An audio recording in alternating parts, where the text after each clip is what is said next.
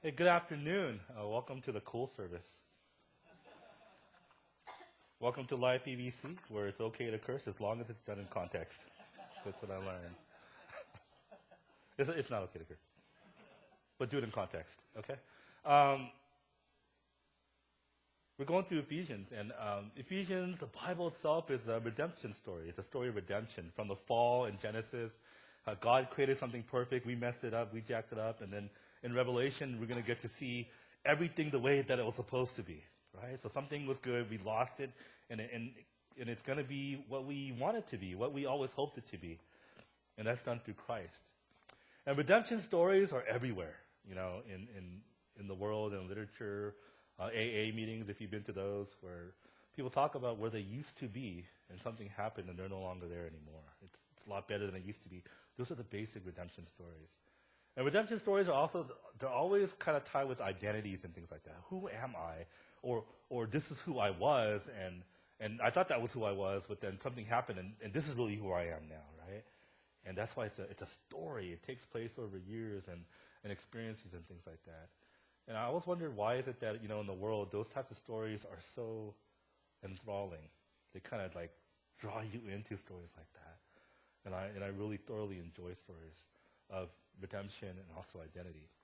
It's one of the things I talk about a lot when I see my psychologist on Monday. I go in, and one of the things I have really difficulties with is identity disturbance of who I am. How do I know what reality really is? Because it's hard to perceive what reality is if you don't know who you really are. Because identity is always learned and understood in the context of where you are, right, in a greater context. And a lot of times, if I don't know who I am, then I can't accurately perceive the world around me. And that's the thing that I'd always talk about. And it kind of reminds me of the movie American Sniper. Have you guys seen that movie yet? Still want to? I give it 4 out of 5 Bibles, 5 Bibles being the best. 4 out of 5 Bibles. I love that movie. But part of it is this. There's kind of been something thrown at it because I actually read the book first about a couple of years ago. Because you know what, men, you know, what do we like the best? You know, God, snipers, you know. So snipers is next. So I was reading about that. But we don't really know who this guy is now because they're saying that some of the things that he said in the book wasn't actually true. And some of the things that he did in certain places wasn't actually true. So because of that, we're kind of like, well, then who is this guy? Am I really seeing the real Chris Kyle in the book and the movie based on the book? Am I really seeing the real Chris Kyle? Who is this guy? And identity starts to get distorted, you know, in the context that he's been because we're not quite sure now because some of the things that he said doesn't seem to add up. It's kind of disturbing. Still a good movie, though, but still disturbing. Many times we find identity in things, right? Like a house. Who doesn't want to buy a house? Right? It's our American dream to buy a house. And I love those people who have a house with the white picket fence, because when you have a house, you have to have a white picket fence. Right? And there's a book written about it by a woman named Megan Down, and the book is entitled, Life Would Be Perfect If I Lived in That House. Right?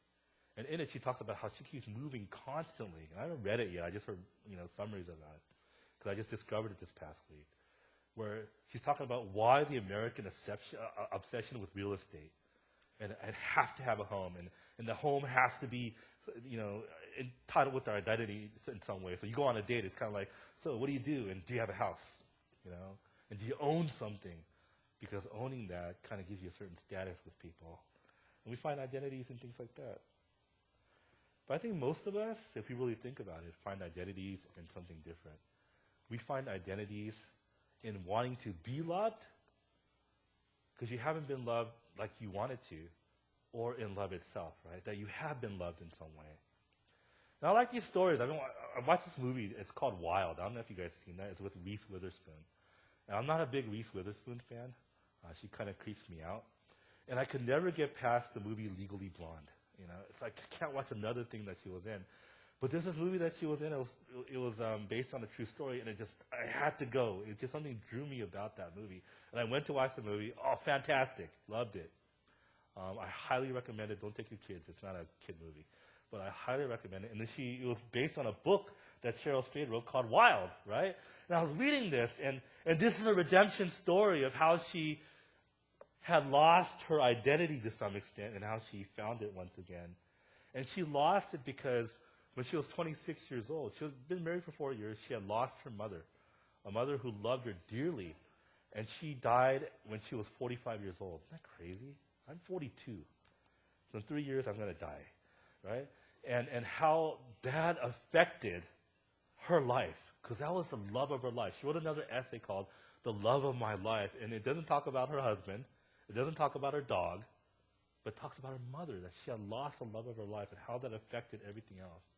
And after she had lost her mother and her mother had passed away, she had lost a sense of who she was, and she started going into things that she didn't really want to. She was very promiscuous in her writings. In that essay, Love of My Life, she talks about the promiscuity that she had. In the movie, it graphically illustrates the promiscuity that she had, too. She also became a heroin addict. Because of that, she cheated on her husband, became a drug addict, got divorced from her husband. And she said, something has to give. I need to walk this off. I need to find myself again. So she decided to go to what's called the Pacific Crest Trail. I'd never heard of that before. It's a trail here in California. It runs from the border of Mexico all the way up to Canada, 2,650-mile trail. She decided to walk 1,100 of those miles. And in it, she talks about carrying this big backpack, which she calls Monster, because she doesn't know how to pack, right? And she says when she goes to various places and talks about that, there's certain people who know how to pack. They laugh at her because you don't carry all that stuff. But what it was for her was she was able to carry a burden on her back that she didn't think that she could carry. And it becomes a story of redemption. I'm going to talk about that a little bit later. But I think that's what that is, right? We're attracted to something that's kind of something that unifies us with other people, too. Because sometimes we have things in common with other people that are more at a superficial level, but there's something that's deeper that unites a lot of us at a more human level, which I think is fascinating. And it's fascinating because this woman, she's a feminist. She flat out said she's a radical left-wing feminist, right? And I used to read feminist literature because I had to, because I was an English major. And every time I couldn't sleep, I had trouble sleeping, I would read it. It would knock me right out. I mean, forget warm milk. Just read feminist literature. Gone. I was like, yes. And I had it by my nightstand. And people would go, why do you read that? I was like, dude, if you have sleep trouble, read it. And she's one of those people. But the funny thing is, like she says, and she's really proud of the fact that half of the fan mail that she receives from this book are from men. And I was like, how did you get men to be such big fans of you, a left-wing radical feminist going on a walk on a trail?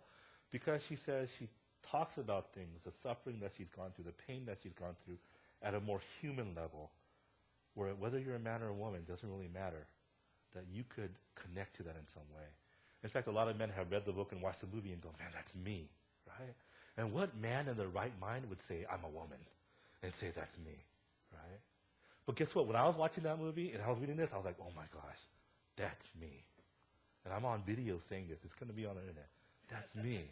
Because there's something about the things that she says that are at such a humanistic level that I connect to it as well, right? I think Paul talks about that a little bit in the prayer that he has. In the end of chapter 3, Paul prays for the Ephesians. He has a certain pastoral heart for them. I'm going to read this prayer for you. I'm going to break it down for you. He says this, for this reason. What reason is he talking about? In chapter 2, he talks about how Jesus is reconciling Jews and Gentiles together to become one people. People that were diametrically opposed to other, people who had different cultures, things like that. They're going to be one people because of what Christ has done. So Christ has become something deeper, right, than their cultural identities. He's become something deeper that just kind of just pervades and goes to everyone where they would want to come together. Kind of like this, what this woman was talking about. So there's a story of her redemption. And it kind of got me thinking, we're not so different than the people around us, are we? Right? We're not so different than the non-believers around us. But how many times have you, if you really think about your church experience, have you grew up with things like this? This is us, and that's them, right? We're believers, and they're non-believers. We're the true people, and those are the pagans, right? Pagan is such a loaded word. When I think of pagans, those are the people with spears jumping up and down with this big stone statue or something like that, you know, bowing down in Indiana Jones or whatever. That's a pagan. And we have names for people like that. But if we really think about it, we're not so different than the people around us. We want to be loved. So the people around us, they suffer just like we do. And there's human things that unite people. And I think Jesus is that. Jesus is a fulfillment of what people really want, whether they know it or not. Everybody wants to be loved. Everybody wants to be known. And when does Jesus come? He said, I love you. And he said, I know you. And it really gets me thinking, how well do we contextualize the gospel to the everyday fabric of humanity, right?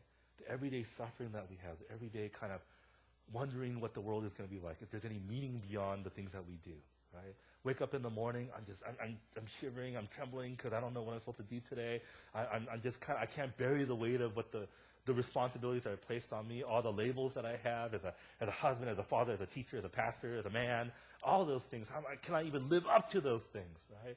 Is that really what defines me, or am I defining those things? Are things that I think about a lot. And I think a lot of people do when they really slow down in their lives. But I think Jesus is an answer to all of that. And I think that's why I'm so hopeful and I'm so excited, because that's God's plan, to bring people, different people, together. Because Jesus is really what people have in common, and that's what he symbolizes. But he doesn't stop there. He says, for this reason I kneel before the Father, from whom his whole family in heaven and on earth derives its name. I pray that out of his glorious riches he may strengthen you with power through his Spirit in your inner being, so that Christ may dwell in your hearts through faith. And I pray that you, being rooted and established in love, may have power together with all the saints to grasp how wide and long and high and deep is the love of Christ. But he says something very, very general. He says, for this reason I kneel before the Father, from whom his whole family in heaven and on earth derives its name. Right? And I think Paul's really making an argument that in Christ, this love that Christ has is something that everybody wants and everybody needs, right? And that's what brings people together. And let me put it to you in a different way. I didn't talk about sex. Talk about sex, because it's Valentine's Day. Okay? Now, you guys are single, so, it's a different context. Valentine's Day is a happy day for some. For singles group, it might be kind of sad, right? For married people, it might be a happy, happy day for some. Or it might be a really sad day, depending on what's going on, right? I think some people had some happy last night. It's okay. We're all adults. Or at least I am, okay? Let's talk about sex for a second. We think of sex in the worst way possible sometimes, right? It's just something that's dirty. But sex is really beautiful, isn't it? Read Song of Solomon. Man, sex is really beautiful. It's so beautiful, I don't even understand what this guy's saying, right? It's just how beautiful it is. But sex in the Bible, especially when you come to Genesis, it's in the context of unity, uniting, and knowing. So it says Adam knew Eve, and then Eve gave birth to a son. I was like, whoa, hey, Adam, hey, Eve, how's it going? You just kind of knew. Is that what it is? No, he's talking about sex, right? So think about it in that way. So sex is really knowing and unifying, really. What's really going on? There must be something in common between two people to come together and to engage in the sexual act, right? So check this out. I was talking about coworkers. He started talking about sex. I was like, why are we talking about sex? We're special ed teachers. We can't talk about sex. He starts bringing it up. That's not what you bring up when you're talking about stuff. We're talking about football and all that. Hey, you want to talk about sex? No, I don't. But we started talking about sex. And he's like, I wasn't a virgin when I got married. And I was like, I didn't want to know that. I don't care. But he was talking about that. And then somebody else said, oh, no, I wasn't either. And no, I wasn't either. And no, I wasn't either. And no, I wasn't either. I was like, wow, it's like, this is getting very uncomfortable. I don't want to talk about this. But then he said this. I was really insightful. He said, I regret it. I regretted it when I got married. Why? Because the woman that I married, she hadn't had sex before. She was a virgin. And I was like, okay, so what is it that you regret so much? And he started getting all solemn now. He's a goofy guy. I didn't like him at all. But he said this. He said, on our wedding night, we're about to do the wild monkey dance. We're about to get going. And I started getting frustrated with her. I started getting angry at her. I was like, how do you get angry at someone during sex? You should be grateful. You should be happy. What are you getting angry at for? He's like, no, you don't understand. He's like, well, I felt kind of small right there. Oh, okay, I guess I don't. And then he said this. When I was trying to have sex with my wife, I was getting upset at her because I had had sex before with someone else. And I was comparing this experience with the experience that I had before. And he was yelling at her saying, why aren't you moving this way? Why aren't you positioning yourself this way? And she stopped, she started crying. Stopped, I don't know what you're talking about. I don't know. She doesn't know. She had never done this before. So sex in God's sense is supposed to be two people getting to know each other, people unifying and finding something in common between those two people in the act of sex, right? But that act wasn't the way that God wanted. Why? Because he was trying to get to know her through someone else. Another experience that this woman had no relationship with, had nothing to do with that person. And for that reason, he said, I regret that. So my wife's first sexual experience was getting yelled at and feeling that she was less than this other person that she didn't even know. So unity is having something in common that's outside of ourselves. It's not getting to know each other by an outside person, especially in the act of sex. Right? It's disunifying. It doesn't bring people together. You see this in the movie. I recommend this movie, but if you have difficulties with like images, and if you know what I mean, it's not a movie that you want to watch. But if you don't, it's kind of an interesting thing to say. Watch it, because there's actually a message in it. It seems like a stupid, goofy, superficial movie, but there's actually an important message in that. It's called Don John. Anybody see that? Yeah, you have seen that. Good. One person.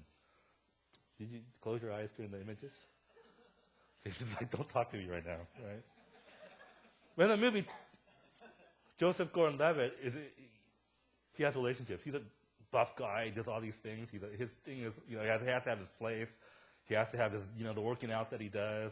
And he has multiple, he wild monkey dances a lot, let's just say it that way, with lots of women. And as he has sex with these women, he's comparing it to pornographic images that he's seen before, right? And he compares them to an ideal that's not real, but he doesn't think that, he thinks that's absolutely real. And every time he's in a relationship, the relationships don't last because they're always being measured up to something else, right, and someone else. Until he meets Scarlett Johansson, or ScarJo, And she comes along, and they're in this relationship, so he starts to like, I'm not gonna watch porn anymore. I'm just not gonna do it anymore, because this is not good. I found this woman's better than porn, right? And she's not giving it up so easily either. And then they finally do. And in the middle of the night, she comes out, and he starts watching porn and stimulating himself. And then she comes out and she catches him. What are you doing? Because she doesn't feel good right after the sexual act. She has to go out and, do something again. So what's up with that? And what happens throughout that story is he starts to realize, I'm trying to be in a relationship with someone else and get to know someone by something that's not real. Porn is not real. And someone catches him watching porn on his phone. And someone says, that's not real. He's like, oh, no, this is real. This is absolutely real. It's not real. It's simulated. People don't really look like that, right? Normal person. They just don't. But then Scarlett Johansson had a different problem, too. She was comparing relationships to romance movies that she sees in Hollywood, right? But she doesn't think it's bad because it's not porn. But essentially what they're doing is basically the same thing. They're trying to get to know someone else based on something that's unreal. And the relationship breaks, right? So you see how disunifying things like even porn can be, right? Or sex outside of marriage can be. But we always tell you it's just bad. But we don't ever tell you why, right? It's disunifying. You don't get to know someone that way. But in this passage, even though it's not talking about sex directly, it is talking about how people unify to something that they have in common that's outside of themselves. And that's what unity is. That's how marriages work.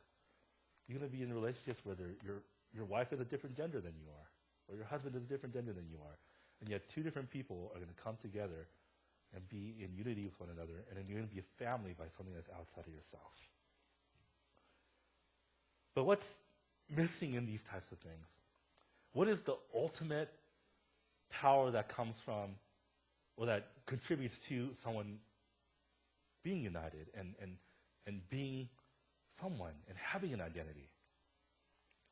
And I thought long and hard about that, because as we go along, Paul keeps talking about love. Why does he keep talking about love when we're talking about identity and unity? I don't get it. How does love contribute to someone getting to know themselves and just saying, who am I? And the answer is, I'm a product of love. The only people that I hear say things like that are hippies, right? From the 60s, love and peace and all that kind of stuff. And I'm a love child and all that kind of stuff. I was like, what does that even mean? I'm not a hippie, nor do I ever want to be. But love is constantly talked about. How do I know that? He says this, I pray that, verse 16, out of his glorious riches, he may strengthen you with power through your spirit in your inner being. So he's praying that they would receive power through the Spirit in the inner being. Something about identity, I think. Why? Verse 17, so that Christ may dwell in your hearts through faith. And I pray that you, being rooted and established in love, may have power together with all the saints to do what? To grasp how wide and long and high and deep is the love of Christ, and to know this love that surpasses knowledge, that you may be filled to the measure of all the fullness of God. What is Paul saying? He's like, I want you to know that you are rooted in love. And that by being rooted in love, I want you to consider how much God loves you. I want you to try to quantify how much God loves you. And I know that you can't do it, because it's almost unknowable. So the only thing that you can really know about God's love is that it just keeps coming at you, it keeps flooding to you, and you can't quantify it. He said, I want you to do that, and I want you to be rooted in that love. And I want you to think about that. Why? So that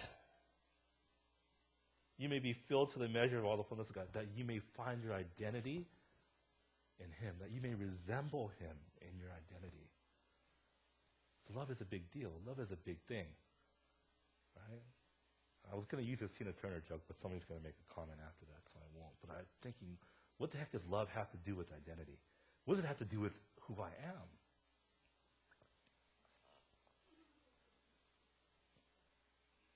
I didn't say anything funny. But I found the answer. So I said on my Monday session with the psychologist, I asked him questions because he's expensive, and he better answer my questions. And I always worry, one of the things I worry about is because I have such identity disturbances and things like that, I always worry, I don't want to damage my children, right? How do I have my children grow up with healthy identities, and especially Christian identities, if I have so much trouble with my own? Just as a human, I have difficulties with identities, and leads to difficulties in Christian identities too. How do I do that? I only cried once during my session. And the only time I ever cried during one of my sessions, and he has Kleenex everywhere. It's almost like saying, you better cry, which bothers me. The only time I ever cried was I'm so afraid that I'm going to damage my children and their identities because of my lack of identity. It's scary. He said, what are you afraid of? I was like, number one, I don't want my kids to be pansies. I don't want my kids to be wussies. I don't want Timmy and Noah. Well, if you say Timmy, it sounds like a wussy.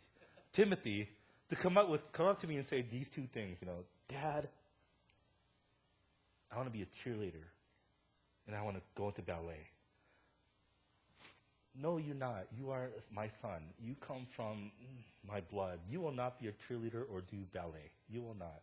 I don't care if you saw Billy Madison. That's just a movie. It's not real. You will not do that. You can't. I'm scared of that. But at the same time, I don't want them to be so hardened that they can't have compassion for people around them. And that's important. Because as I see Noah growing, Timmy has no compassion. He really doesn't. But Noah does. He has compassion. He actually empathizes with people. Timmy just bothers Noah all the time. And I got this revelation. I was like, I call my kids, my sons, the Sons of Anarchy. It's pretty cool, huh? It's also the name of a motorcycle gang. And I talked to him, and I said, that's what I'm afraid of. I'm afraid that I'm going to damage them in some way. Because sometimes I can be too overprotective, and overprotective isn't good. He said it's not good. And being underprotective is not good either. He said that's not good either.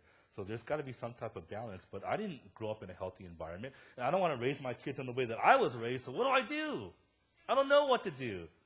I'm paying you $150 an hour. You better tell me. You actually went up to $225. So you better tell me. So the answer is this. He said, what do you do when Noah gets hurt? I was like, sometimes I just sit there and I go, get up. You're okay. Move.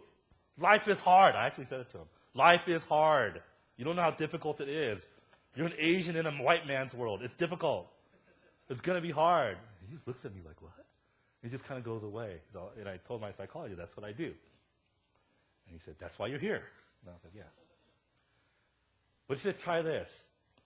Next time he gets hurt, go to him and acknowledge it. Say, that hurts, doesn't it? And Noah will go, yeah, it does hurt. Give him a hug, make sure he's okay, and then tell him, now go back to doing what you were doing before. I was like, that's stupid. I want my money back for this session.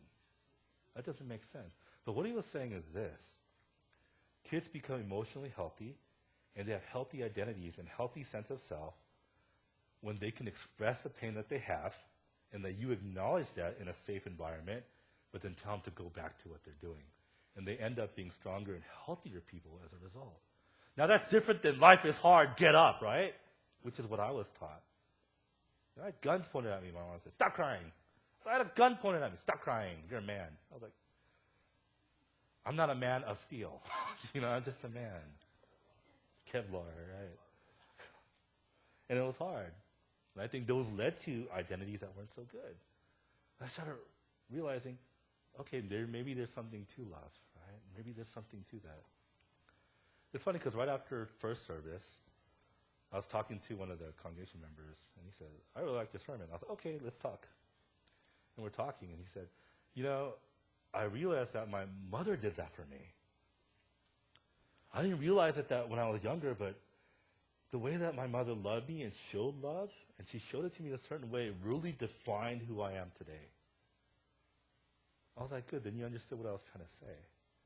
That's how strong love is. And I was thinking, there's got to be something to this. There's got to be something humanistic. There's got to be something that people long for in what Paul is saying, right? Because if I go to a non-believer, I should be able to talk about these things in the way that Paul's talking about them, and they should be able to connect to it in some way. They have to, because they're not so different than I am, right? They're made in the image of God too. And I found the answer, guess where? On YouTube. Wow, crazy. YouTube has everything. So I want to show you a video clip, right, of Cheryl Strayed. This is the woman that wrote Wild. This is the woman that went hiking on the Pacific Crest Trail. And she's going to talk about how she found herself when she realized the love of her mom. Okay? So let's watch this. Trying to destroy myself because I love my mom so much. But what saved me is how much she loved me. Because I couldn't forget that. I could not forget in the midst of my darkest hour how much my mother loved me. She used to, with my brother and sister and I, when we were growing up, she used to play this game that I just did with my own kids this morning. And she would say, do I love you this much? And we'd say, no. Do I love you this much? And we'd say, no. This much, no. On and on and on, until she was reaching as wide as she could reach. And the answer was always no. The answer was always that the amount that she loved us was not containable. It was not within reach. And I'm hoping that all of you in this room have been loved like that. Because once you are loved that way, I do think it's always with you. And so ultimately, what I realized in the midst of my most difficult hour, which was really like a difficult couple of 2 or 3 years, is that love existed in every cell of me. And the greatest honor to my mother would be to live my life as if that were true. And because that was the truest truth, I decided to do that. Okay, you can stop right there, please. Okay, so what is she saying? You ever seen kids play that game? Or parents do that first. I love it. You know how much I love you? Do you think I love you this much? Do I love you? And you end up doing like that. I love it when kids play that game too. So how much do you love mommy and daddy? This much. I was like, I'm not buying you anything anymore. Right? But I love you this much. I love you. And then they express their arms as much as I can, because what they're trying to tell you is, I can't quantify the love that I have for you, right? I mean, it's hard for them to understand something abstract in the first place, but they're trying to do that. But for her, and it's portrayed in the movie really well by Laura Dern, where the mother always says that to her, I love you more than this. I can't quantify the love that I have for you. And that's the environment that she grew up in, right? So when she loses that love, she lost a sense of her identity. But what helped her to gain it back was, even though it's hard for me to live life without my mother, the one who loved me, right? And they said the mother's love for a child is the strongest love that you'll see in mankind. And I agree. You ask any mother today, and I mean, especially when they get into the protection mode of protecting their children, oh my gosh. You can watch Animal Kingdom and you can watch A Human Mother, it's the same thing. I mean, the protection mode is crazy. It's amazing to me. I'm always like, oh my gosh, praise God. Happens in nature and it happens in cities. You know, it's crazy. And that mother's love. It's like when you look at a mother looking at a child, I don't even know how to describe that, but it's like a certain look that they have. I think mothers know. When I see mothers looking at children, it's like they look at them with love so much. It's almost like it's hard to describe it. It's a phenomenon you just have to watch and see, but it's hard to write it into words and put it into words. But people still connect to that because, especially if you're a mother, you can connect to it without words. That's what she lost. And she lost the sense of self, and she spiraled down. But then she found herself once again because she realized, again, that I can live life without my mother, but my mother's love became a part of who I am, right? And when she said that in an interview, I no longer have to engage in all these destructive behaviors, and I can leave that behind and live a life that's honoring to my mother.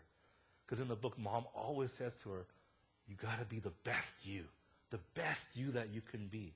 And it was always in the context of how much I love you. And she would complain, but we're living in this shack. In the movie, it's not portrayed as a shack, but she was actually living in a shack in this land. And Mom would always say, we don't have money, but we always have lots of love. Right? And I was thinking, she's not a believer. And I almost emailed her and said, you know what, the way that you talk about a lot of things, your suffering and pain, and the way that you process them, you understand a lot about what human beings are like, probably more than a lot of pastors do. I just haven't found her email address. And I really wanted to compliment her on that, and to the fact that she's affected me a lot in the way that she's written. But I look at this and I was go, this sounds strangely familiar to what she's saying. That love that I can't quantify becomes a part of who I am, that it defines me. And isn't that what Paul is saying? It is, in verse 17 and 18 and 19. So that Christ may dwell in your hearts and faith, and I pray that you, being rooted and established in love, may have power, together with all the saints, to grasp how wide and long and high and deep is the love of Christ, and to know this love that surpasses knowledge, that you may be filled to the measure of all the fullness of God. And in verse 20, now to him who is able to do immeasurably more than all we ask or imagine, according to his power that is at work within us, to him be glory, or as she would say, honor in the church and in Christ Jesus to all generations forever and ever. And what Paul is saying is this: I'm going to pray that you try to quantify the love of God, which you can't quantify. The only thing that you're really going to know is that God loves you with a love that you cannot quantify. And by doing that, I want you to be rooted in love and find that your identity really comes from how much God loves you, where it becomes a part of who you are. It becomes a part of your being. That it becomes an undeniable truth that this is who I am. I am loved. We see that with the Apostle Paul, where he describes himself in his gospel as the one, the apostle, whom Jesus loved. Forget my name, John. I want to be described and named as the one whom Jesus loved. Because he's a man who understands what it means to be defined by love. And that by doing so, that we would be the best people that God has called us to be, so that we can honor him, that we can give glory to him. Because his love is just a part of who we are.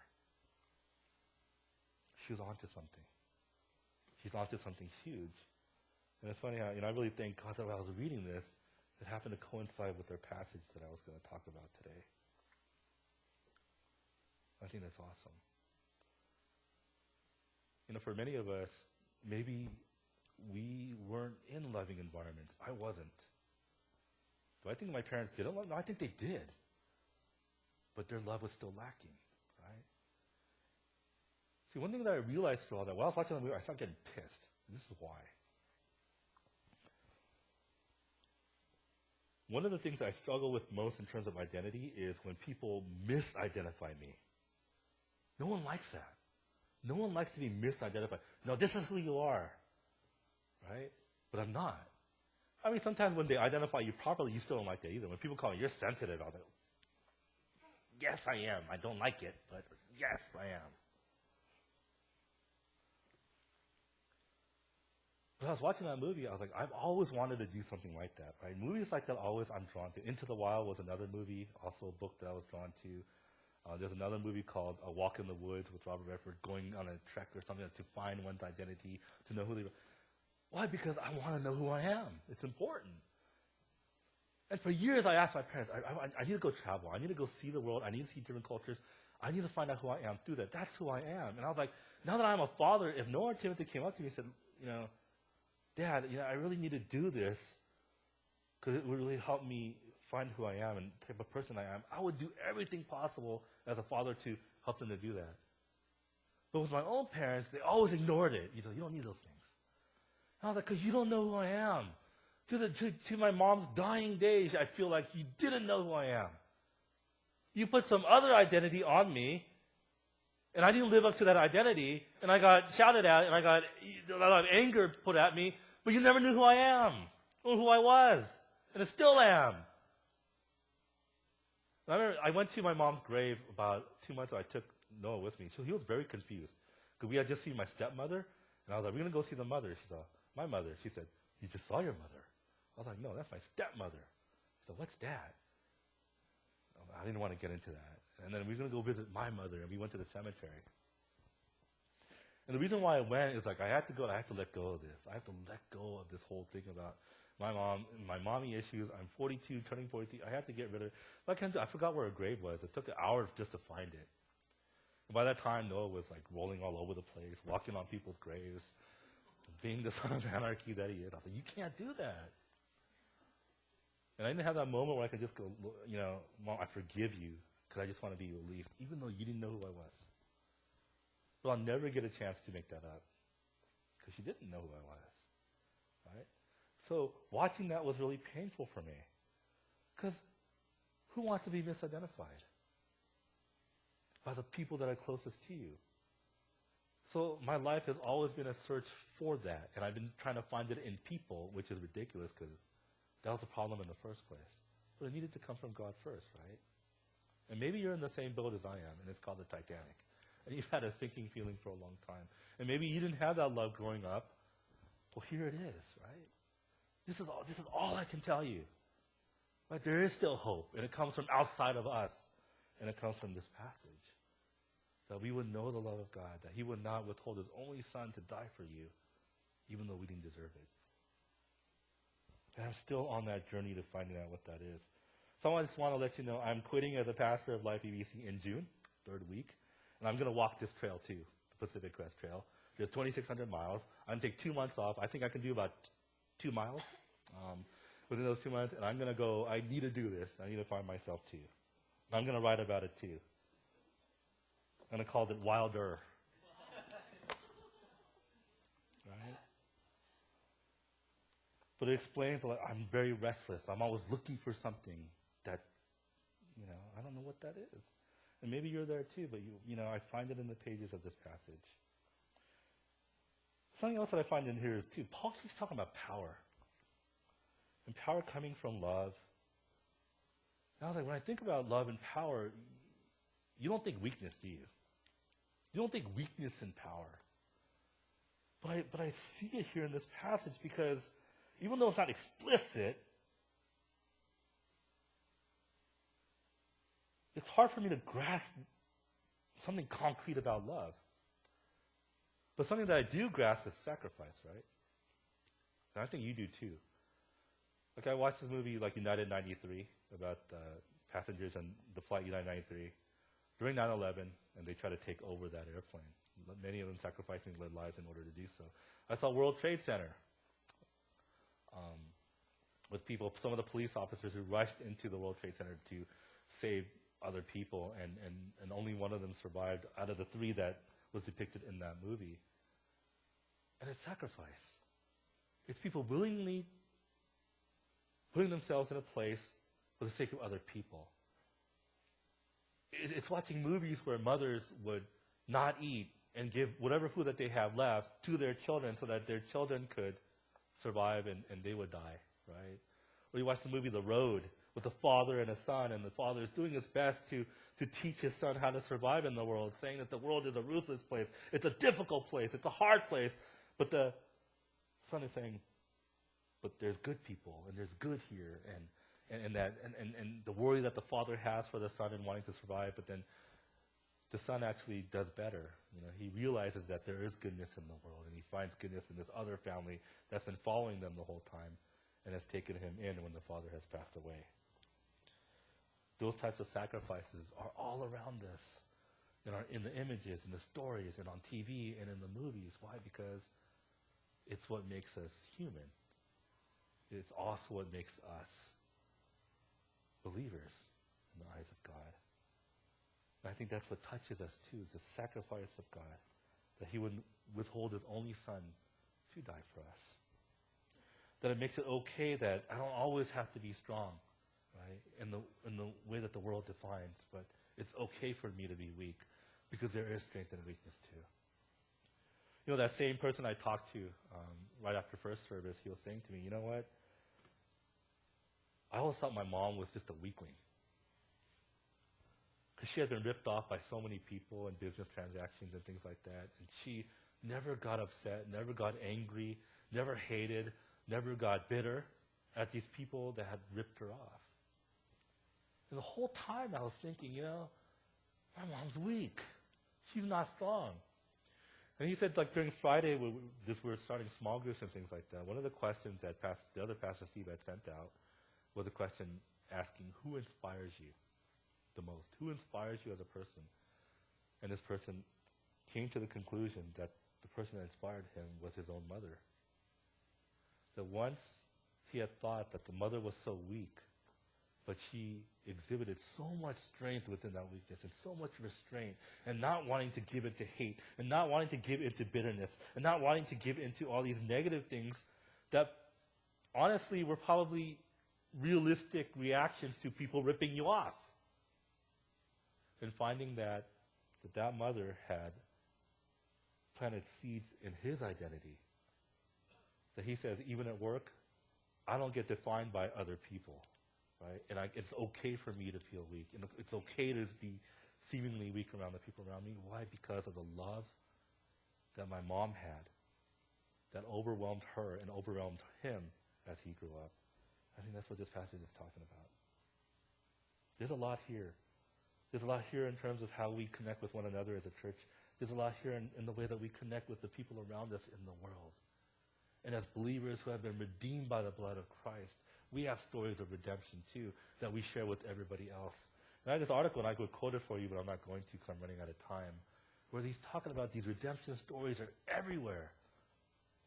And her story is an American contextualized story of redemption that people latch onto because they see themselves in that. Just as I saw myself in the things that she was going through. And finding hope that there is redemption. She doesn't find it in God, she finds it in herself. But we know that redemption is in God. Well, let's pray. If we can come before God right now, and first of all, just who in this room doesn't need more love?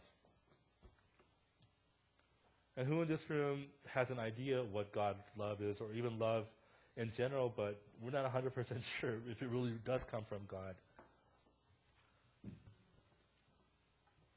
So I'm going to pray as you pray that God would show all of us what true love really is. Even that phrase, what true love really is found in our culture, and it's found within our media. Because deep down inside, that's what we want. That's what we long for. That's what people long for, whether they believe in God or not. And that we would understand what that love is. Like this woman, Cheryl Strayed, who had experienced unquantifiable love with her own mother. And that she found her identity in that. That's something that we can learn from her, as we're supposed to find our identity in the love of Christ. That we would want to give glory and honor him by being the people that he has called us to be. Which is what Paul is doing. So let's make that our prayer right now. That we would know the love of God. That God would reveal himself to us in realistic ways and awesome ways. That we would know more of his love. And that we would be rooted in that love. And that we would want to honor him and to give glory to him in the way that we live our lives. Let's just make that our